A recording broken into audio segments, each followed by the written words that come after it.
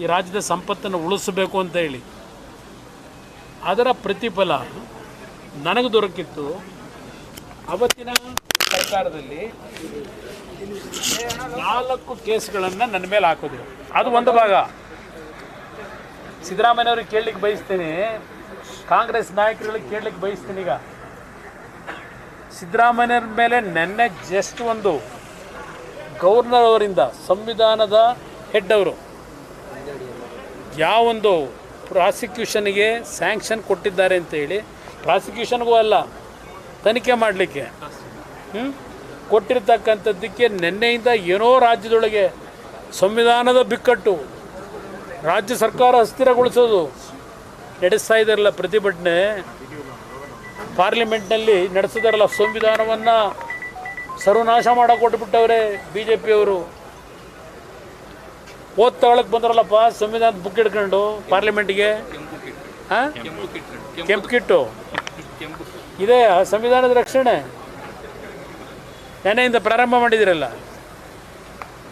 ನಿಮಗೂ ನನಗೂ ಇರೋ ವ್ಯತ್ಯಾಸ ಸಿದ್ದರಾಮಯ್ಯನವರೇ, ಸಿದ್ದರಾಮಯ್ಯವ್ರ ಮಂತ್ರಿಮಂಡಲದ ಎಲ್ಲ ಸದಸ್ಯರಿಗೆ ಹೇಳ್ತೀನಿ, ಪಾಪ ನೆನ್ನೆ ಬೆಳಗ್ಗೆಯಿಂದ ಎಲ್ಲ ಸಿದ್ದರಾಮಯ್ಯನವರಿಂದ ಪ್ರಾರಂಭ ಆಗಿ ಎಲ್ಲ ಮಂತ್ರಿಗಳು ಕುಮಾರಸ್ವಾಮಿ ಕುಮಾರಸ್ವಾಮಿ ಕುಮಾರಸ್ವಾಮಿ ಧ್ಯಾನ ಮಾಡಿದ್ದಾರೆ.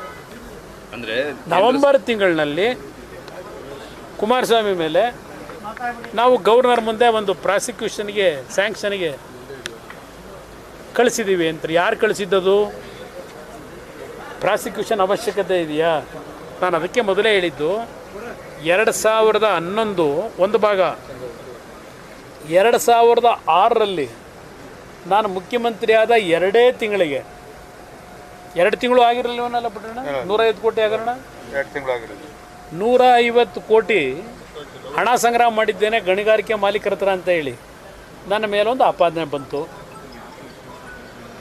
ಅದನ್ನು ಹೈದರಾಬಾದ್ಗೆ ಹೋಗಿ ಪಾಪ ಈಗ ನಮ್ಮ ಇದಾರಲ್ಲ ಸಿಡಿ ಲೀಡ್ರು ಹೋಗಿ ಹೈದರಾಬಾದಲ್ಲಿ ಕೂತು ಅವ್ರ ಜೊತೆಗೆ ಶ್ರೀನಿವಾಸಪುರದವರೊಬ್ಬರು ಅವರು ಹೋಗಿದ್ರು. ಹೈದರಾಬಾದಲ್ಲಿ ಕೂತು ಒಂದು ಕ್ಯಾಸೆಟ್ ಮಾಡೋಕ್ಕೆ ಟ್ರೈ ಮಾಡಿದ್ರು ಸಿಡಿ 150 ಕೋಟಿ ಹಗರಣದ್ದು. ಆಮೇಲೆ ಇದನ್ನ ಬಂದು ವಿಧಾನಸಭೆ ಕಲಾಪ ನಡೀತಿದ್ದಾಗ ವಿಧಾನ ಪರಿಷತ್ನಲ್ಲಿ ಅದೆಂತೂ ಸಿಡಿ ತೋರಿಸ್ಬಿಟ್ಟು ಆಪರೇಷನ್ ಸಕ್ಸಸ್ ಅಂದರು.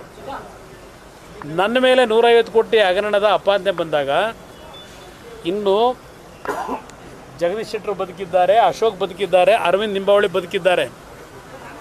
ನನ್ನ ಹತ್ರ ಬಂದರು.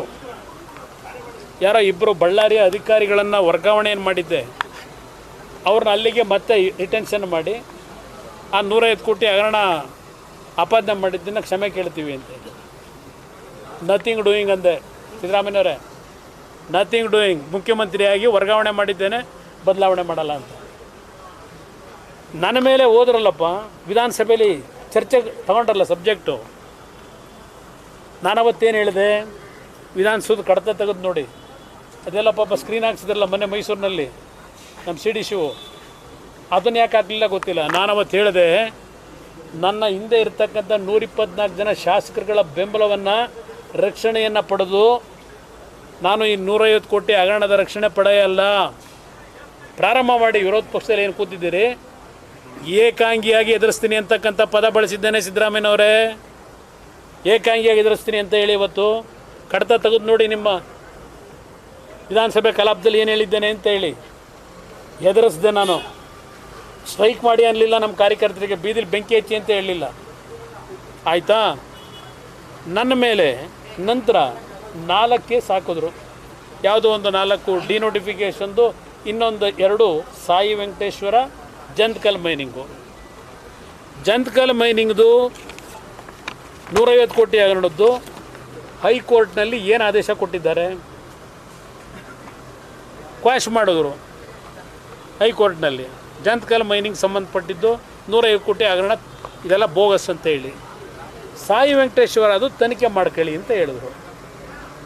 ಇಲ್ಲಿರ್ತಕ್ಕಂಥದ್ದು ಇದು ಅಬ್ರಾಹಿಂ ಅವರು 2011ರಲ್ಲಿ SM ಕೃಷ್ಣ ಅವ್ರ ಮೇಲೆ, ನನ್ನ ಮೇಲೆ, ಧರ್ಮಸಿಂಗ್ ಅವ್ರ ಮೇಲೆ, 3 ಜನದ ಮೇಲೆ ಸುಪ್ರೀಂ ಕೋರ್ಟ್ನಲ್ಲಿ ಹೋಗಂತ ಕೇಸ್ ಹಾಕೊಂಡ್ರು.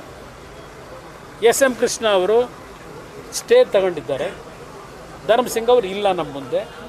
ನನ್ನ ಮುಂದೆ ಸಾಯಿ ವೆಂಕಟೇಶ್ವರದ್ದು ಕೇಸ್ ಪ್ರಾರಂಭ ಆಯಿತು. ಕೋರ್ಟಲ್ಲಿ ಏನು ಹೇಳಿದ್ದಾರೆ?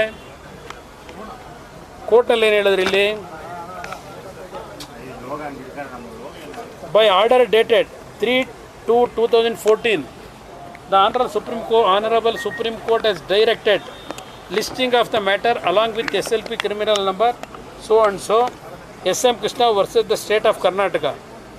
ಆಮೇಲೆ 5ನೇ order by order dated 29/3/2017 the Honorable Supreme Court directed that the special investigation team to make a thorough investigation with regarding to the allegations